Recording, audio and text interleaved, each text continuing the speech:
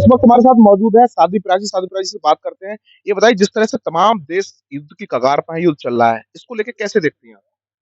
देखिए, जब शांति के रास्ते बंद हो जाए, तो उस समय भगवत गीता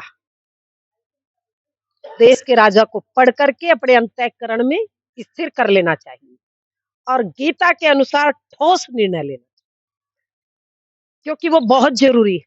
अंतर्मन की यही तो कस्तूरी है, दुष्ट नहीं माने तो हिंसा बहुत जरूरी है। इसलिए ये बहुत अच्छा किया नेतान्याहू ने, और उसको धन्यवाद करती हूँ आपके चैनल के माध्यम से कि ये निर्णय नेतान्याहू का बहुत अच्छा है। लातों के भूत कभी बातों से नहीं मानते।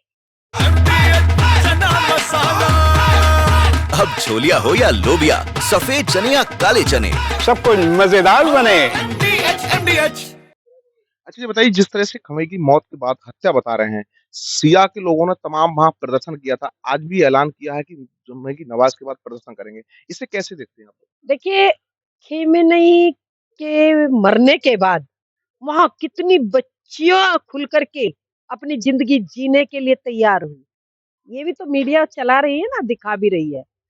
कितनी बच्चियों को मौत के घाट उतारा गया, कितनी के साथ अत्याचार अनाचार हुआ बेटियों के साथ, तो उनको तो आजादी मिली है, तो अच्छी बात है। ये होना चाहिए, बहुत अच्छी बात है। खेमेनेई ने खेमेनेई की जो हत्या हुई है, ये मैं इस पर ना कमेंट करूं तो अच्छा है, लेकिन मेरी मजबूरी है क्योंकि आप पूछ रहे हैं। मैं सवाल से नहीं दौड़ती, सवाल का जवाब देना मेरी फितरत है। खेमेनेई ने जो अत्याचार अनाचार किया और हिंदुस्तान के साथ जो गद्दारी की, जब हमारे पहलगांव के अंदर नौजवान घूमने के लिए गए थे मेरे भाई, उनका धर्म पूछ करके उनकी गर्दन काटी गई थी, कत्लेआम किया गया था। उस समय खेमेनेई ने ही तो उनको पाकिस्तान का समर्थन किया था ना। ये वही है, ये लोग, इनका यही इलाज होना चाहिए।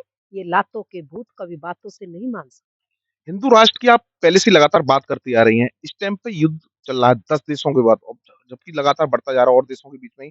क्या इस वक्त जो हिंदू राष्ट्र की बात करना ठीक है? देखिए, आपने ठीक कहा, 10 देशों के अंदर युद्ध चल रहा है।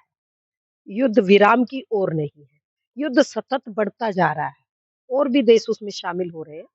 लेकिन कर्ण, पूरा इतिहास जानता, पूरा देश जानता है, कुंती का पुत्र था, लेकिन उसको घोषित नहीं किया था। काश कुंती उसको अपने कुल का बच्चा कह करके उसको सम्मानित कर देती, उसको घोषित कर देती कि सूत पुत्र नहीं, ये कुंती पुत्र है, तो उसको सम्मान मिलता मेरे भाई। और उसको इतना सम्मान मिलता, मैं समझती हूँ कि जैसे पांचों पांडव को सम्मान मिला वैसे मिलता। कर्ण को देख लीजिए, आश्रम में सम्मान नहीं मिला क्योंकि सूत पुत्र कह करके दुत्कारा गया। उसने कितने अपमान के घूंट पिए कर्ण ने। द्रौपदी का जब स्वयंवर हो रहा था, याद करो, उस समय भी सूत पुत्र कह करके द्रौपदी ने उसको अपमानित किया, वहां भी अपमान का घूंट पीना पड़ा। तो इसलिए जो घोषित होने के बाद जो सम्मान होता, मेरा राष्ट्र हिंदू राष्ट्र है ऑलरेडी, क्योंकि पाकिस्तान का विभाजन हुआ था, तो उन्होंने साफ साफ कहा था कि हम हिंदुओं के साथ नहीं रहेंगे, हिंदुस्तान में नहीं रहेंगे, हिंदुओं के साथ नहीं रहेंगे। उनको अलग देश दे दिया। लेकिन ये हिंदुस्तान हिंदुओं के लिए बना था, हिंदू राष्ट्र था। अब इसकी घोषणा है, लोगों की मांग है, जन जन की आवाज है, तो ये तुरंत घोषित हो जाना चाहिए। अच्छा, ये बताइए, इस एक शंकराचार्य हैं, आपने नाम भी सुना होगा। उनके खिलाफ एक कोर्ट से आदेश हुआ था, एफआईआर दर्ज हुई है। दोनों, ये देखा जा रहा है कि मुख्यमंत्री उनके बीच में टकराव जैसी स्थिति, हालाँकि कोर्ट ने उनकी गिरफ्तारी को रोक लगा दी है। उन पर जो आरोप लगे हैं, कैसे देखते हैं इसको? देखिए, मैं इस बीच में नहीं आना चाहती, शंकराचार्य जी तो बहुत बड़े हैं, लेकिन योगी जी को धमकी देंगे, योगी जी को धमकाएंगे, तो इलाज भी तो अच्छा होगा। कोई बात नहीं। अच्छा, अखिलेश यादव लगातार पलटवार करते हैं युद्ध को लेके, तमाम ऐसी जगहों उनके सवाल है। अखिलेश पे लेके आपकी क्या नीति है? अखिलेश के समय में उत्तर प्रदेश दंगों का प्रदेश था मेरा भाई। उस समय देखो, मेरठ, मुजफ्फरनगर, सहारनपुर, अलीगढ़, बरेली, कोई जगह छूती नहीं थी, सब जगह दंगे होते थे।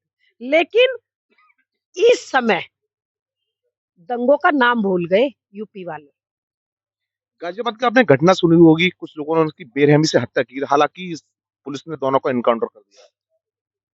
सलीम वास्तविक का गला रेता गया तो 2 आरोपी को ढेर क्या 72 उरों के पास पहुंचा दिया।